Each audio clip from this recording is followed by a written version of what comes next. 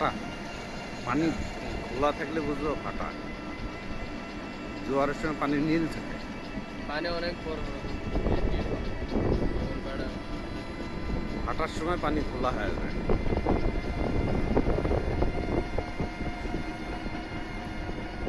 আমরা যখন জেটিতে গেলাম মনে আছে,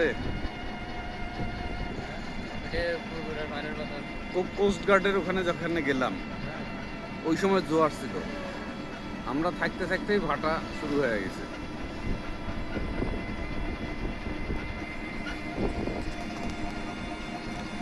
ইয়াতে যখন আমরা ছবি তুললাম শাহপরীর দ্বীপের যে জায়গায়, তখনও জোয়ার ছিল, তারপরে একটু এদিকে আসতে আসতে ভাটা পানি ঘোলা হয়ে গেল।